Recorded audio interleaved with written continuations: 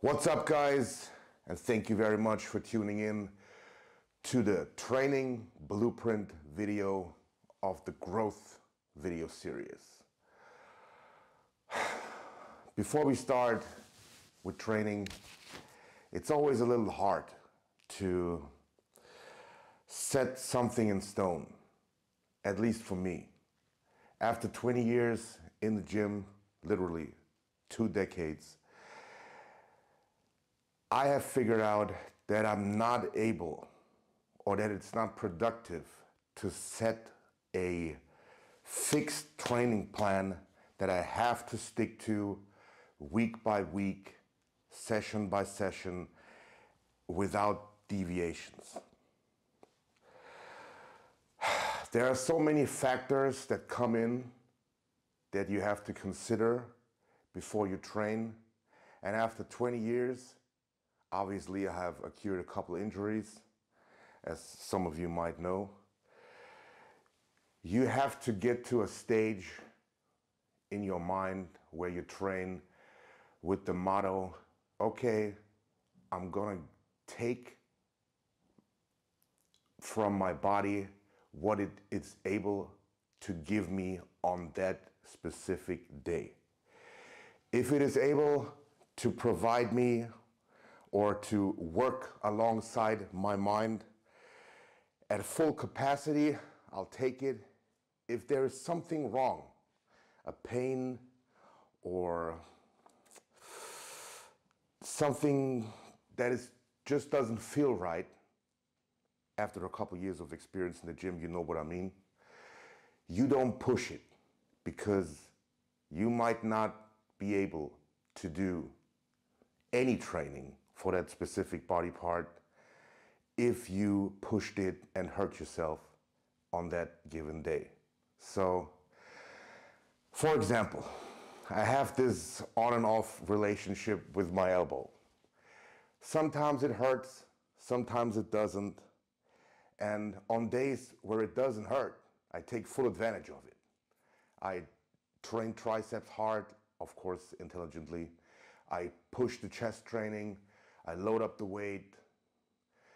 And on other days, it might not be possible. So I'll take it easy. I go lighter. I do higher reps. I opt for more of maybe a pre-exhaustion technique, or just more squeeze, stretch and squeeze type training, and go for the pump and the burn, as people say. And there might not be progression on that day, weight-wise. But who cares if I'm able to come back here in 3 or 4 days and do chest again? Because if I hurt myself on that day, just because I'm being stubborn, I might not, as I said, be able to train chest for the next 10 weeks if I tear it. So I can give you an overview over my training, over my approach, but I'm not setting any set training plans for me, so I cannot provide you with one either. You just have to go into the gym, push it as hard as you can with what you're getting from your body on that day. And that being said, here is my split. As you all know, or some of you might know, I train twice a day. I train in the morning, immediately after my pre-workout drink. Watch the nutrition video for that one. I have an intra. I don't have a solid breakfast. Like I said, watch the nutrition video. Then I go to the gym for my first training session of the day. I have been doing that since 2005, something like that. 2005, when I got Arnold's Encyclopedia. So 2004 or 5, I started splitting my training up into 2 sessions a day. All right, so I know what I'm doing, trust me. So then I have 2 more meals. That means there is about a 6 to 7 hour gap till the next training session. Then I repeat the pre and intra drink basically and have my second training session. And here's how it's split up. First day, I do calves first and then I do chest. Why do I do calves first? Because I'm pretty sure all of you have lacking calves, or if you're not Eric Fankhauser or Ben Pokulski or whoever, Urs Kaliczynski these days, you have lacking calves. And why is that? Probably, and I know you have bad genetics and all that shit, but probably you're not putting as much attention, you're not caring as much about them as you do for your chest training or for your bicep training. So my solution to that problem was, when I had lacking calves, now they're pretty good, I will just train calves before a body part that I like. So I like training chest. All of you like training chest, I'm pretty sure. If you're a man, you enjoy training chest or biceps or arms, something like that. So you hit your calves right before that body part, not after, because you're fresh in your mind, you have all the energy you need, then you put that into the calf training, and on chest, you're good anyways, because you love training chest. So it doesn't matter if you have done calves for 20 minutes before that, because you just love training chest anyways. So I do my calf training, pretty simple. Right here, I pick basically 3 exercises. And for calves, I figured out, for me, what works best is the DC training rest pause principle. So I go very heavy, low reps. I do 3 exercises, 1 standing, 1 seated, and then 1 single leg, probably on the leg press or something like that. And as you see in my training videos, I just do 1 heavy, all-out rest pause set. Go to failure, rest for 15 breaths, go to failure, rest for 15 breaths, go to failure again, and then do a 1-minute loaded stretch in that machine. So that's the whole set. Then I move on to the next exercise, seated calves, and then I move on to the next exercise, single-legged something, and then calves is done. Boom. All right. Obviously, here, every training session I bring this. This is my logbook. You can see it in every video at the end, what I've written down on that given day. And I track my weights and my repetitions. Like I said, that's not always a linear progression because of little bumps in the road, but as long as the tendency is upwards, everything's good. So my progression doesn't look like that over a given period of time. My progression is more like this, you know, like the stock exchange. So then we go into chest. Depending on how I feel that day, depending on my circumstances, most of the time I pick 5 exercises. I do 3 sets each, 3. And I go to failure on all those 3 sets with the same weight. So I warm up, obviously. With the same weight, I go to failure on all 3 sets. And my goal for chest is always to do at least 12 reps on every set. So if I do an incline hammer press, I go for 3 sets of at least 12, not 3 sets of 12. Watch my videos for that, then you will understand. So I do 3 sets, 3 working sets to failure of at least 12 reps, 5 exercises. And like I said, watch the videos for details, because if I talk about every body part here, what I'm exactly doing, I'm gonna stand here in 2 hours and still not be finished. So watch the videos. 5 exercises, 3 hard sets each, and that's it. And I finish off again with a loaded stretch according to the DC training principle. Probably like a dumbbell flat fly stretch or something like that. Basically, I do that with every body part. Then at night, delts. For delts, I only train side and front delts in that session. So it's at least one pressing movement, sometimes two. My option B is one pressing movement and then a front raise. And then I do 2 exercises for the side delts, which most of the time is a dumbbell side raise and then either a machine or a cable. I don't have a machine in my gym, so most of the time it's a cable. Sometimes I make the trip over there to a nearby gym. It's called Empire Fitness. Or to my buddy's gym when I'm in Munich, Chris, Gym 26, shout out. And then I'll do a machine for exercise number 2. So 4 exercises for the delts, also 3 sets each.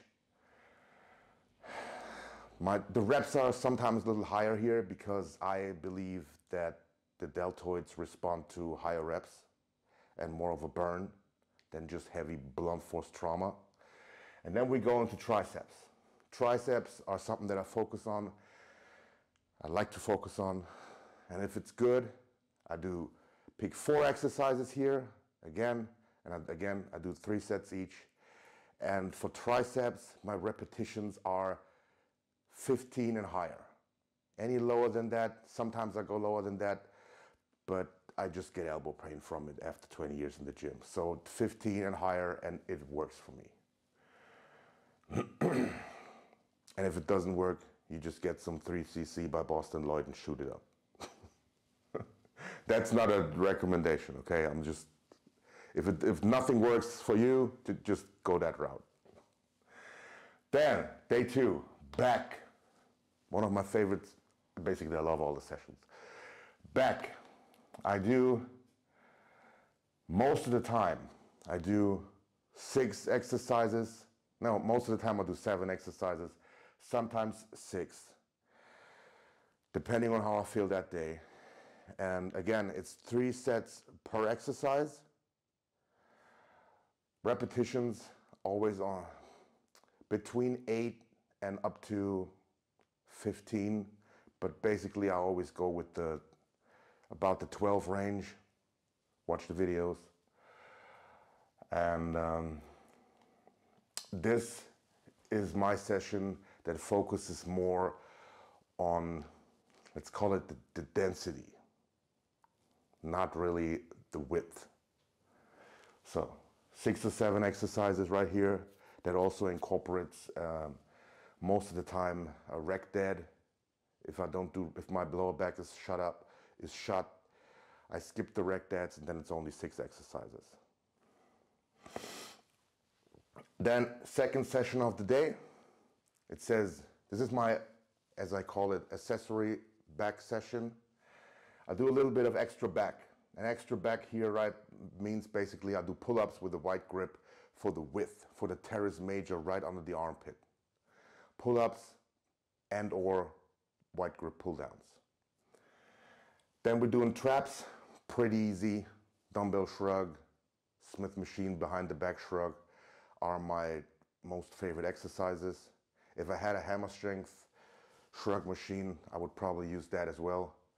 But I don't like the barbell shrug in front, you know. So basically it's the dumbbell shrug. For 3 sets, at least 12 reps. Then rear delts, I do 1 or 2 movements for the rear delts. Also again, what I've noticed is that rear delts, for me, respond to higher reps. So rear delts, I basically never go below 20 reps.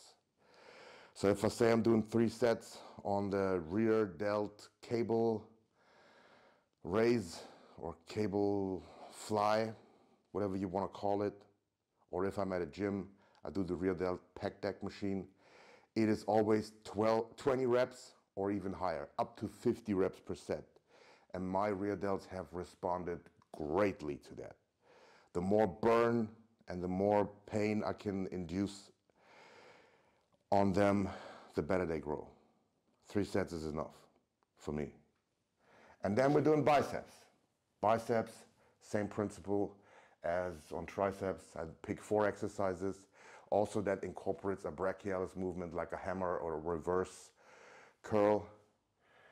4 exercises, 3 sets each, and my repetitions are, sometimes I go heavy, but then I always regret it because of tennis elbow bullshit and golfer's elbow bullshit. So it is always like a 12 and up.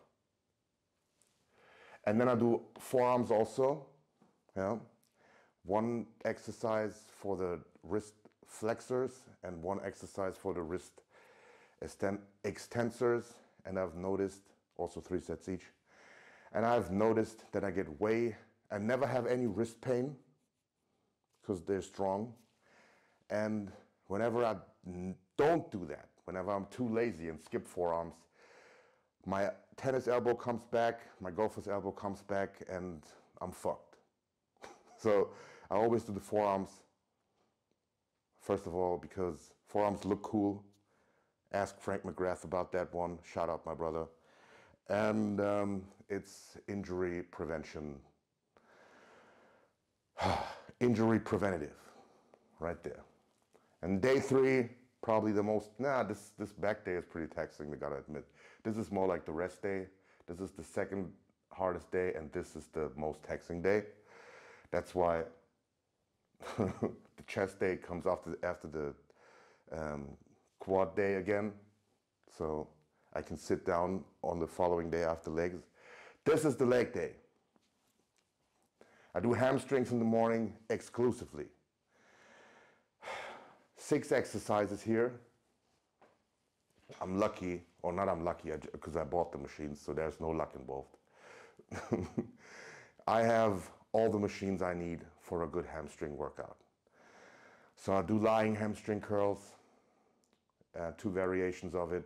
Watch the video with the prime lying hamstring curl machine. Then I do the glute ham raises, which I love. I've never done glute ham raises in the past, but since I have incorporated them about 2 years ago, my hamstrings have pretty much blown up. And I do my special Smith machine glute ham raise RDL variation. You will see that in the videos. It's hard to explain, but it's cool. Then I do regular RDLs. I do either or, either the Smith machine thing or I do the RDLs. And then I do seated curls, single-legged and double-legged. And sometimes, I know it's not a hamstring movement, it's more of a inner thigh, glute, everything movement. Sometimes I do very wide stance and high up on the leg presses.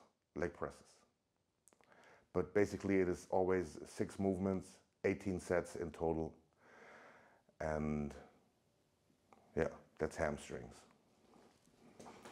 And after hamstrings, I do very, very, I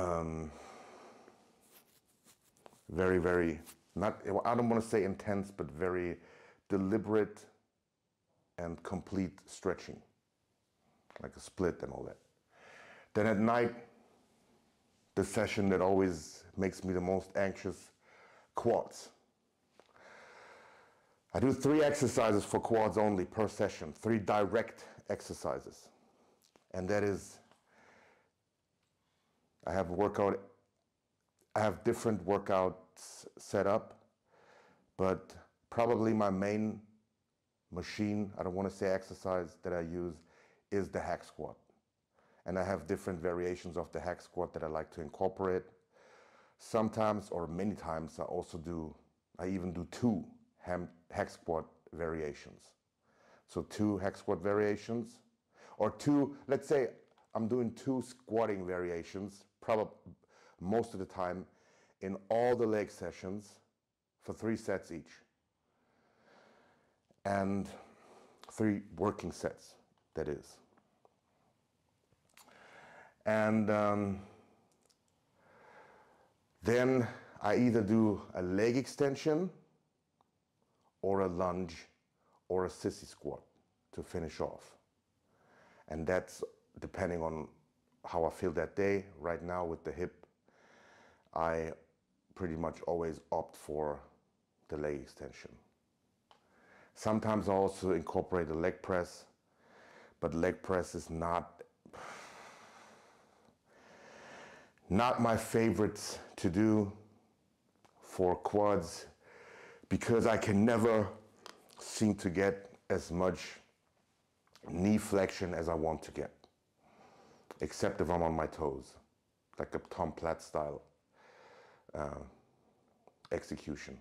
So again, 3 exercises for the quads, 3 sets each.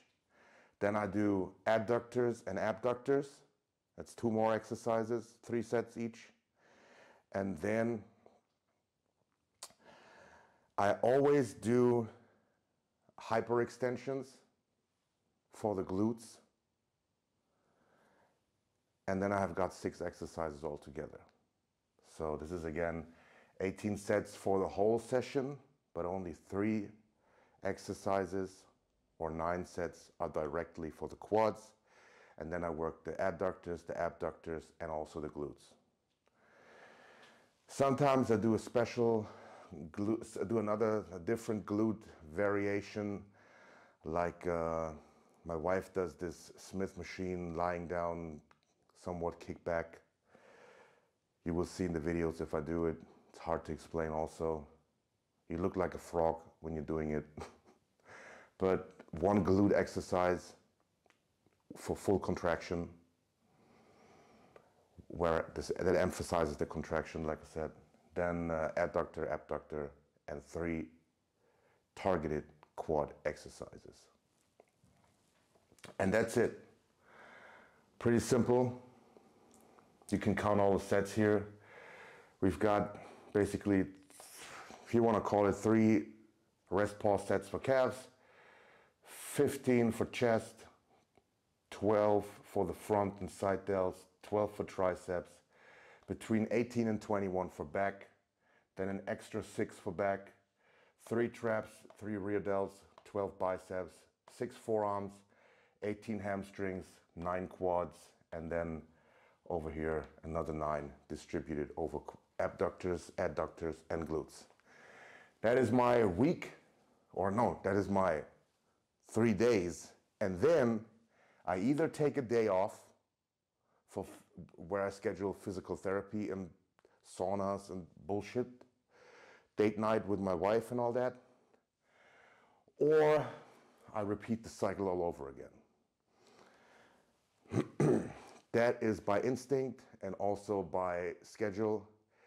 Sometimes I don't have control over my schedule, so my sessions never end up being, or very rarely end up being on the same day, because if I have to travel somewhere for my sponsor, Big Zone, or for one of my other sponsors, and I can't train on that day, or I only can train once on that day, then there is my rest day or my half a rest day. Yeah, that's it. That's another quirk of being a pro bodybuilder, that you have to work with what you get or what you got. I hope this helped as far as weekly or volume per session is concerned, as far as how many working sets to do. Like I said, let's talk about that again. I warm up to my working weight, and I do all 3 working sets with that same weight. I don't like doing the top set, back off, whatever, yeah. Sometimes I incorporate drop sets, sometimes I incorporate rest pauses, sometimes I incorporate forced reps, but that might happen on an occasion where I say, let's say I'm doing the Smith incline press for chest, and I say I'm gonna do 3 sets of 12, and then I get 15 reps on the first set, I hit the 12 on the second set, and on my third set, I know, because the last set was obviously to failure, I'm not gonna be able to do 12 again, and then I have either my wife step in to help me to get to 12 on the third set, or I do as many reps as I can, let's say 9, and then I rest pause at least another 3. If I can rest pause 4 or 5, that's good also, but I do a rest pause, 15 breaths, then I do as many reps as I can until I reach at least 12 on all 3 sets. That would be an example when I incorporate intensity technique. So, and my favorite intensity techniques are forced reps, followed by rest pause, and then number 3 is the drop set. All right. Like I said, I hope this helped. I hope you can get something away from that. I know that wasn't like a really strict guide that you can follow because it is very individual and my exercise choice might vary a lot or not at all from session to session. You can watch the videos and follow along. Thank you very much, and I appreciate all of you watching. I appreciate all of you supporting. What do the good influencers say? Hit like, subscribe, comment, ring the bell. Man, Dusty is not here to say that. And see you on the next one. I hope you follow the Growth 2024 series, because you know it, 2024 is the year of the growth, the year to get huge.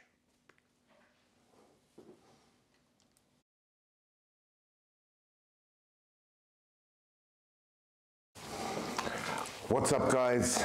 Thanks again for tuning in, and welcome to the training blueprint video of my growth video series. With training, before we start,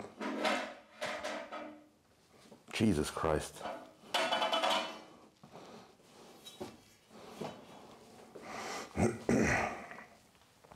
What's up, guys? Thank you very much for tuning in again, and welcome to the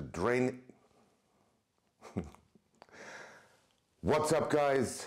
Thank you very much for tuning in again, and welcome to the training blueprint. Jesus motherfucking Christ.